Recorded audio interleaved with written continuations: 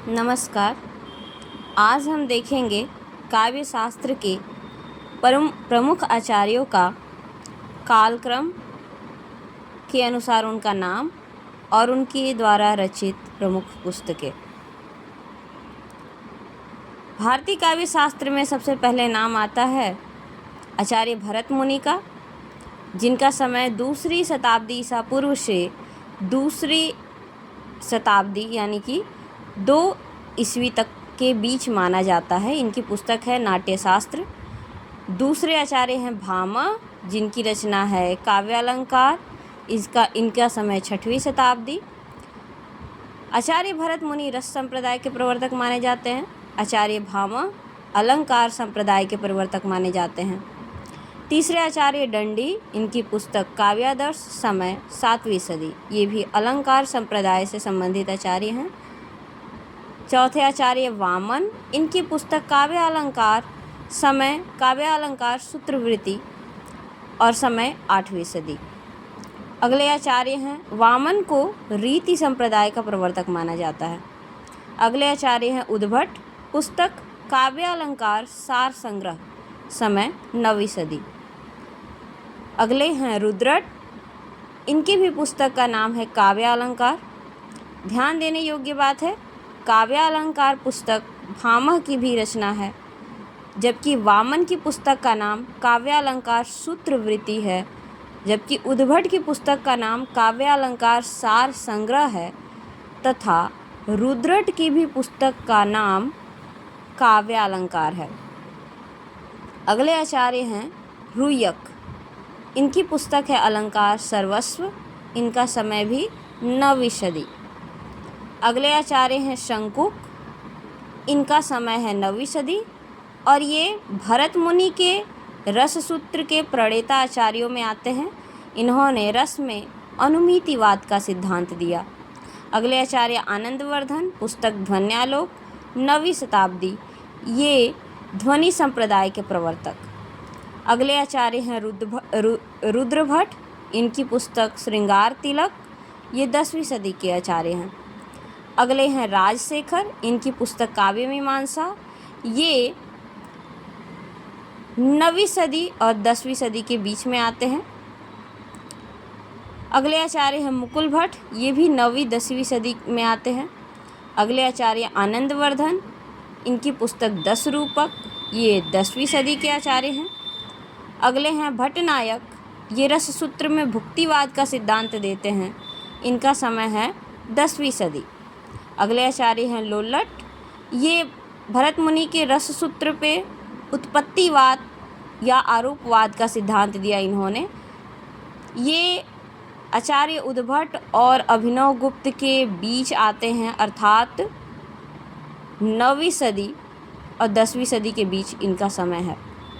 9वीं सदी और 10वीं सदी के बीच में आते हैं। अगले आचार्य हैं अनुभव गुप्त, इनकी पुस्तक है ध्वन्यालोक लोचन, जो कि ध्वन्यालोक की टीका है और इनका समय 10वीं और 11वीं सदी के बीच है।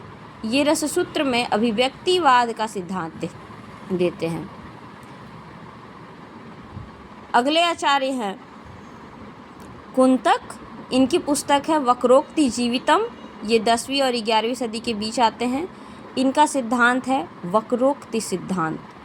अगले आचार्य भोजराज, इनकी पुस्तक श्रृंगार प्रकाश सरस्वती कंठाभरण, 2 पुस्तकें हैं। इनका समय 11वीं सदी। अगले आचार्य सागर नंदी, 11वीं सदी। महिम भट्ट, पुस्तक है व्यक्ति विवेक, समय 11वीं सदी।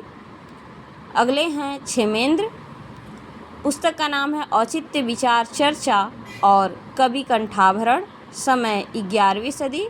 क्षेमेंद्र को औचित्यवाद का प्रवर्तक माना जाता है, औचित्य सिद्धांत का प्रवर्तक माना जाता है। अगले हैं मम्मट, इनकी पुस्तक है काव्य प्रकाश, ये 11वीं सदी के आचार्य हैं। उसके बाद आते हैं हेमचंद्र, इनकी पुस्तक का नाम है काव्यानुशासन और ये 11वीं सदी के आचार्य हैं। हेमचंद्र को प्रकृति का पाणिनि भी कहा जाता है। अगले आचार्य हैं रामचंद्र गुणचंद्र, इनकी पुस्तक है नाट्य दर्पण और ये 12वीं सदी के आचार्य हैं। अगले हैं बाणभट्ट प्रथम, इनकी पुस्तक का नाम है चंद्रालोक, ये 11वीं सदी के हैं। अमरचंद्र, यह 13वीं सदी के आचार्य हैं। जयदेव बहुत ही प्रसिद्ध आचार्य हुए, इनकी पुस्तक है गीत गोविंद और ये 13वीं सदी के आचार्य हैं। जयदेव की गीत गोविंद रचना से विद्यापति की पदावली को प्रभावित माना जाता है। विद्यापति को भी अभिनव जयदेव कहा जाता है। यह राधा कृष्ण प्रेम या श्रृंगार से संबंधित रचना है, गीत गोविंद। अगले आचार्य हैं शारदा तनय, इनका समय 13वीं सदी। सिंहभूपाल, इनका समय 13वीं सदी। विद्याधर, रचना एकावली, समय 13वीं 14वीं सदी के बीच। विद्यानाथ, समय 13वीं 14वीं सदी के बीच, रचना है प्रताप रुद्र यशोभूषण। अगले आचार्य हैं भानुदत्त, पुस्तक है रसमंजरी रसतरंगड़ी, समय 13वीं 14वीं सदी के बीच। अगले हैं बाणभट्ट द्वितीय, समय 14वीं सदी। अगले आचार्य हैं प्रसिद्ध आचार्य विश्वनाथ, पुस्तक की रचना साहित्य दर्पण और यह 14वीं सदी के आचार्य हैं और यह रस संप्रदाय से संबंधित आचार्य हैं। अगले हैं रूप गोस्वामी, पुस्तक है उज्ज्वल नीलमणि, समय 14वीं 15वीं सदी के बीच। अगले हैं शेखर केशव मिश्र, पुस्तक अलंकार शेखर, 16वीं सदी के आचार्य। अगले कवि कर्णपुर, समय 16वीं सदी। अगले आचार्य अप्पय दीक्षित, पुस्तक का नाम कुवलयानंद और चित्रमीमांसा, ये भी 16वीं 17वीं सदी के बीच के आचार्य हैं। अगले हैं पंडित राज जगन्नाथ, इनकी पुस्तक रस गंगाधर, ये भी 17वीं सदी के आचार्य हैं।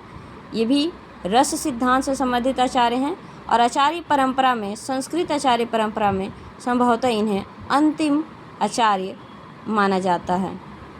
धन्यवाद। चैनल को लाइक और सब्सक्राइब करें इसी तरह की हिंदी से जुड़े अन्य तथ्यों के लिए। धन्यवाद।